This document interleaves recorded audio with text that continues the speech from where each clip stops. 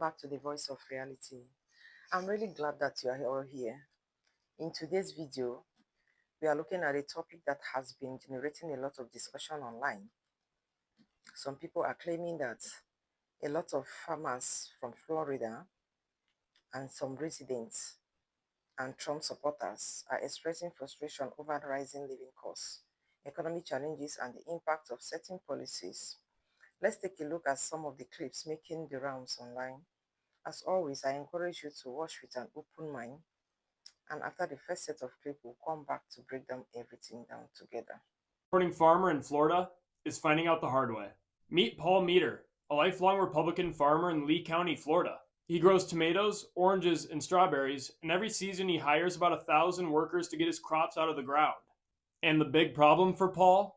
Most of those workers come through the H-2A visa program, which lets farms bring in seasonal workers from other countries. And right now, that program's frozen because of the government shutdown. The government shutdown that Republicans are solely responsible for. Paul's looking at losses of $30,000 per acre. Now Paul's saying, Trump's ignoring us. Hey Paul, if you happen to be watching this, I'm gonna let you in on a little secret. Come here. That's kind of Trump's thing. He doesn't care about Americans. He just cares about lining his own pockets. Also, do you not remember his promises of cracking down on immigration? You voted for the party of small government, but now that small government is destroying your business. You voted for border crackdowns, and now your crops are rotting in a field. Not only is no one going to pick them, no one's going to buy them either. You can't back a party that controls everything through chaos and expect that chaos to not affect you too. Now Florida's GOP lawmakers are scrambling, begging the administration to fix it, but the damage is done. Paul, you wanted America first? Well, this is what that looks like. You support MAGA thinking it stands for Make America Great Again, but turns out it actually stands for Make Argentina Great Again. While Argentina gets $40 billion, your farm is in the gutter, and you get to meet FAFO. And that's exactly what you get when you support a con man and crook. Breaking news. MAGA soybean farmers across the southern United States are crying and complaining about the Chinese not buying our soybeans. What? The Chinese are not buying our soybeans because of Trump's tariffs, where they have in turn placed tariffs on our soybeans and made them so expensive that we can't sell soybeans to China, and China is one of the biggest buyers of soybeans in the world. What? Well, MAGA farmers, who did you vote for? MAGA farmers, we tried to tell you this would not be a pretty picture. MAGA farmers, you don't remember back in 2018, 2017, and Trump had another tariff war with China, and this same thing happened? Well, did you not expect it to happen again? There was about a $15 or $16 billion bailout. Socialism for the farmers. Oh, it's okay for you all to get payments when Trump messes up the economy on soybeans and causes China to go to South America to buy soybeans, and it's a problem for you now, and you're crying about it, and you're not happy about it. Well, FAFO. You F around and you're going to find out. You did the same thing again. History under Trump repeats itself. We have the largest deficit increase under Trump before, likewise, the second largest one now. Tariff problems under Trump, and you had problems selling your crops in, same thing again. So when are you going to learn? What do y'all think? I think they don't need to bail them out. I think they need to play on the same field like the rest of us. They don't need to be bailed out. What do you all think? Love to hear from my Democrats, my MAGAs, my crazies, my cuckoos, my burned out light bulbs. Y'all voted for Trump. This is what you get. What do you all think? 80 cars destroyed a farmer's land, causing over $10,000 in losses. Overnight, his hayfield turned into a parking lot. The drivers treated his farm like a temporary event space. No one asked permission. No one paid. They just parked, locked their cars, and walked away. But that field wasn't just grass. It was 3 months of hard work, cutting, drying, baling. It was the feed that would keep his cattle alive through the winter. Now it's gone, soaked with oil, fuel, and trash. When he arrived, rows of cars glistened under the sun like invaders standing on the land that kept him alive. He called the police, but they told him it's a civil matter. We can't get involved. In rural America, a piece of land isn't just property, it's life. Every bale of hay, every inch of soil holds months of sweat, labor, and dignity. And these people crushed it into mud. Some said it's just grass, but to a farmer, it's survival. It's hope for winter. One commenter wrote, "We didn't just lose our land. We lost people's respect for honest work." I'll give you one guess who they voted for. When I saw the new fertilizer price, I'm like, holy crap. Talk about a kick to the gut. With the price of fertilizer already higher than last year, she put off buying until last month, hoping the price would go down. Then the war started, and the opposite happened. This is like the worst I've ever seen it. Gambling what our futures are going to look like. Current conflict in Iran is hurting farmers everywhere in Iowa and across the country. Man, fuck them farmers. And before you tell me, oh, well, not all farmers voted for Donald Trump, well, here are the receipts. Jolene here, she works with the GOP. Even worked with members of Congress at the Iowa State Fair. And how about Farmer Lillibridge? Yeah, he's a 3-time Trump voter. You know, he pleaded to the people, make America great again. We're tearing America apart right now. Fishermen here in Cortez, Florida are pissed off with the president who many of them voted for, and they're angry because of skyrocketing diesel prices. I'm really scratching my head because I voted Republican and most of us in the fishing industry did, and we're not seeing the positives come out of it. Now, before the war in Iran, gas coming from this pump in Cortez was going for $3.29 per gallon. Now, gas from this pump is closer to $5 a gallon. And for boats like this one, Linnea, which is about to go out on a 2-week sword fishing trip, it needs 4,600 gallons of diesel. And with prices like these, that's making business unsustainable. All of that on top of the fact that these fishermen are also having to contend with President Trump's erratic tariff policy. When the tariffs initially went into effect, there was a huge jump in all of our tackle and supplies. And even though the tariff percentages were rolled back a little bit, our suppliers never rolled back their prices. Now, the manager of this family-run fishing company here in Cortez, Karen Bell, tells me that the tariffs and the diesel prices mean she's going to have to raise the price of fish. And that cost is ultimately going to be incurred by the customers. I'm going to try to push prices up. I hope consumers realize that, you know, when we push prices forward or up, it's not really something we want to do. And one fisherman warned me that this could mean the end for the fishing industry here in Cortez. Oh, this could be the final straw for a lot of people. For a lot of people in this industry, man. I mean, we're already taxed to death. Everything, the cost of everything, tackle, the cost of operation, and then the fuel going up. It could be the nail in the coffin for a lot of people. I mean, and it's sad. And these fishermen have a clear message to President Trump about who's suffering from this war back home. The working class people like us that are going to suffer from this. There's no benefit to it for any of us. The war is pointless.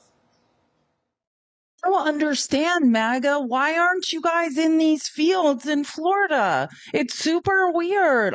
You guys need to get in these fields. This is your dream, not ours, MAGA. Get in these fields and pick the food. I'm so confused where you all are at. You guys are, and believe me, I've done the research. You're all not college educated. This is where you guys should be at. You said a job is a job. That's what you guys said. You said that immigrants were taking our jobs. So you guys need to get in these fields and pick the damn fruit and vegetables. You wanted this. Where are you at? I don't understand why you guys aren't picking all the fruit in the fields. Get in there and get our food. Let's take a closer look at what's happening to the Florida's farmers.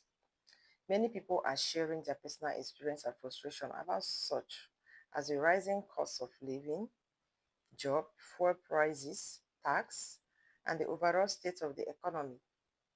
For some, these concerns are connected to decisions made by political leaders and the policies they believe are affecting their daily lives. Others believe that economic problems are often influenced by larger factors, including global markets, inflation, supply chain, and changes that happens over time regardless of who is in office. This is why conversation like this can become so divided. People may be looking at the same situation but coming to different conclusions based on their own personal experience and belief. Why some believe that certain government action have made life more difficult, others believe the challenges are more complicated and cannot be blamed on one person or one administration alone. At the end of the day, these are real concerns being expressed by people that are affected, especially the farmers. And understanding their different points of view is important. But here is a question. Are these problems mainly the result of government policy, economic factors, or combination of both? Everyone have a different perspective. Do you believe these concerns are justified? Or do you believe the situation differently? Let me know in the comment section because I would like to hear your thoughts. Now let's watch a few more clips and hear what other farmers are saying about the situation. Hi everyone. So today, Trump's tariffs take effect. His message to Florida's farmers: have fun. As the past commissioner of agriculture for this state, let me explain what that actually means for Florida's farmers and our food supply. Canada is Florida agriculture's largest trading partner. No other nation buys more of Florida's produce than Canada, accounting for over $5 billion in trade every single year. They buy our seafood, our citrus products, fruits, and vegetables. So with the introduction of a 25% tariff of imports overnight and now Canada's response, it will be Florida's farmers who will feel the squeeze. Food supply chains will be completely disrupted. Trump promised to lower costs on day one. Not only did he not do it, but now we're facing an unprecedented trade war that will send prices soaring through the roof. Now more than ever, we must use our voices to send a message to Washington, D.C. Stop taxing Americans to pay for trade wars and tantrums. The cost is just way too high. Mr. President, you know I'm not a fan of yours, but the people of Illinois, the farmers of Illinois, need your help. You're headed to China right now, and we need you to end the trade war. You're killing Illinois farmers. You're killing our soybean industry. And we've got to end this, make life easier for our farmers, lower the cost of fertilizer, and the tariffs on everything that helps our farmers get by. Help them out, will you? U.S. farmers are starting to regret their vote for Trump. From beekeepers to soybean to hay producers, all of them are starting to say, I never thought that voting for Trump 3 times would result in me losing tens of thousands of dollars. A beekeeper out of North Carolina says, yeah, I proudly voted for Trump all 3 times. I flew flags for him and put signs for him in the yard. But now I'm out tens of thousands of dollars due to lost federal funding and tariffs, so I cannot export my products, my honey and my wax, to other countries like I could before, and nobody's buying it in the United States. Hay producers in Idaho and Utah that export alfalfa hay to China are now seeing 135% tariffs put on their product, and all of a sudden, they don't have anywhere to ship it. They held it all winter in hopes of sending it off to China in the spring, and now China's not willing to buy. Soybean producers are once again being hit harder than they were in the first Trump administration, and China, for its part, has diversified where it pulls these products from, with Brazil becoming the #1 soybean exporter, and other countries picking up the slack for honey, for beeswax, and for hay around the world. Now, China's doing a great job diversifying, and the United States has relied on exports to China for so long that its farmers are going to just continue to suffer. Once again, the majority of them voted for Trump, and now they're finding out. So on my farm, we're going to use about 118 tons of fertilizer, nitrogen fertilizer, to grow that crop. So how much is that going to be?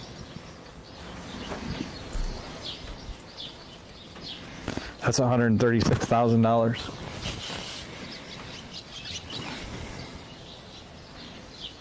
That's not even doable.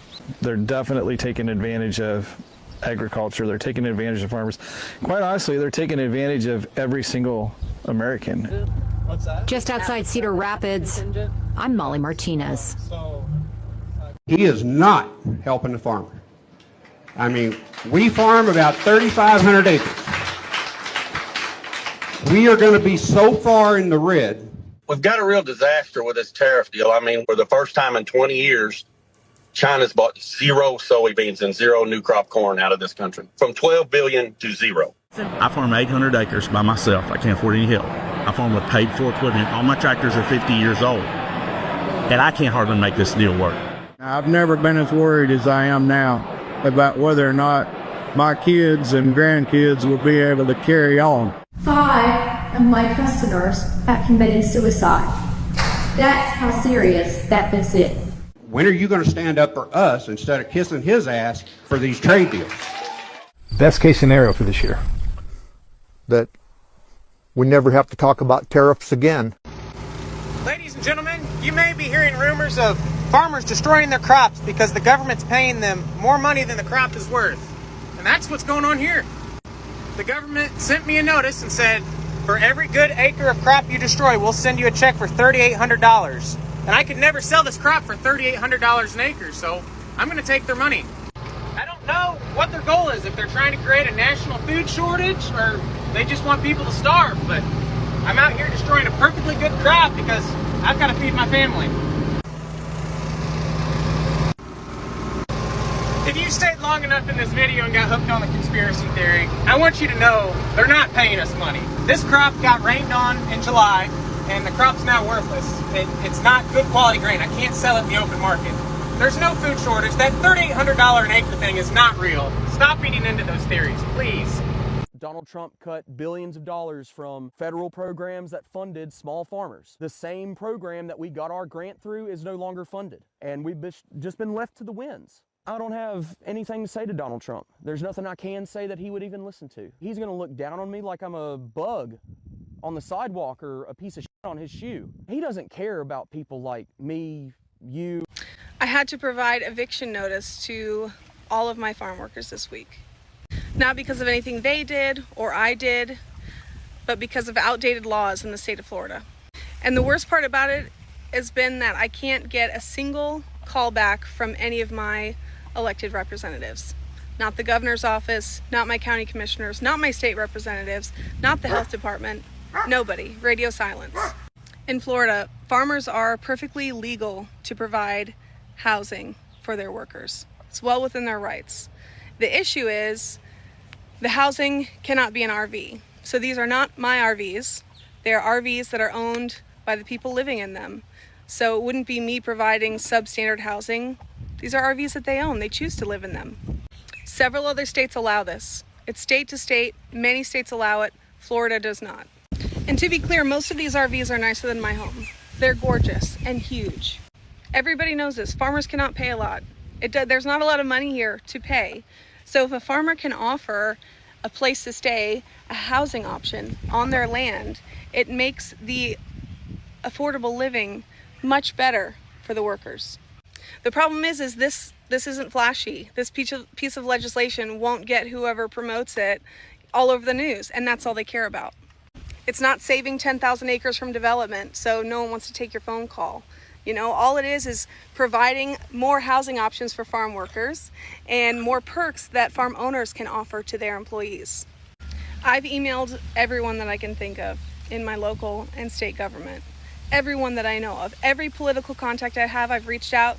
No one's interested. No one cares because it's not flashy. I'm incredibly discouraged at this point, and I don't think this is going to go anywhere. But I guess if you support farmers, if you support freedom of land ownership, if you want to hold your local legislators accountable, I guess comment, tag them, repost, I don't even know. Welcome back once again. I hope you have now had the chance to see the different viewpoints and understand why the topic has become such a major talking point. This clip showed that many people have different opinions about politics and economy and the direction they believe the country is heading. Whether you agree or disagree with what's being said, it's always important to examine the facts. Listen to different people talk, their perspective, and think critically before forming your own conclusion. If you enjoyed this discussion, if you enjoyed these clips, these videos, please don't forget to subscribe to the channel, Voice of Reality. Give this video a thumb up, share it with others, leave your thoughts in the comment section, and please subscribe. Thanks for watching, and I'll see you in the next video.